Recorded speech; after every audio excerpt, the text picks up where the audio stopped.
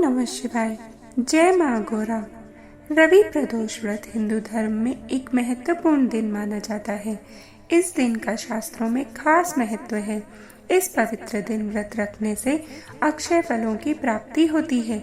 साथ ही यह तिथि भगवान शिव और देवी पार्वती की पूजा के लिए सबसे उत्तम मानी गई है।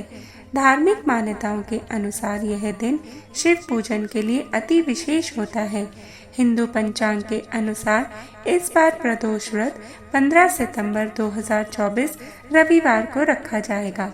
ऐसा कहा जाता है कि इसकी व्रत कथा के बिना यह व्रत पूर्ण नहीं माना जाता।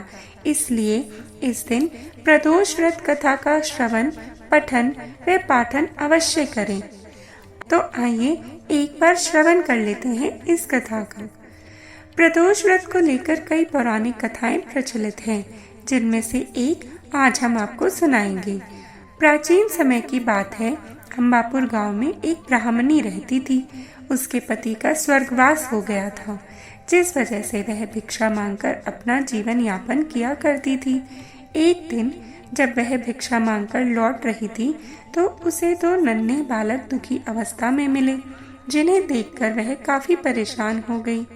वह सोचने लगी कि इन दोनों बालक के माता पिता कौन हैं। इसके बाद वह दोनों बच्चों को अपने साथ घर ले आई। कुछ समय के पश्चात वह बालक बड़े हो गए। एक दिन ब्राह्मणी दोनों बच्चों को लेकर ऋषि शांडिल्य के पास जा पहुंची। ऋषि शांडिल्य को नमस्कार करके वह दोनों बालकों के माता पिता के बारे में जानने की इच्छा बताने लगी। तब ऋषि शांडिल्य ने बताया कि हे देवी, ये दोनों बालक विदर्भ नरेश के राजकुमार हैं। गंधर्व नरेश के आक्रमण से इनका राजपाट छीन लिया गया है, अतः ये दोनों राज्य से पदच्युत हो गए हैं। यह सुनकर ब्राह्मणी ने कहा कि हे ऋषिवर, ऐसा कोई उपाय बतलाइए कि इनका राजपाट वापस से मिल जाए। जिस पर ऋषि शांडिल्य ने उन्हें प्रदोष व्रत करने के लिए कहा। इसके बाद ब्राह्मणी और दोनों कुमारों ने प्रदोष व्रत का पालन भाव के साथ प्रारंभ कर दिया।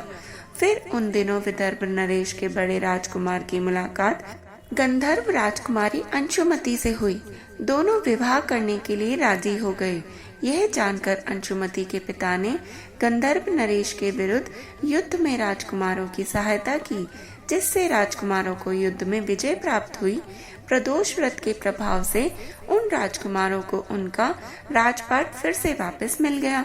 इससे प्रसन्न होकर उन राजकुमारों ने ब्राह्मणी को दरबार में खास स्थान प्रदान किया, जिससे ब्राह्मणी की गरीबी भी दूर हो गई और दोनों देश निकाला राजकुमारों को उनका राज्य भी वापस मिल गया और वह खुशी खुशी अपना जीवन व्यतीत करने लगे।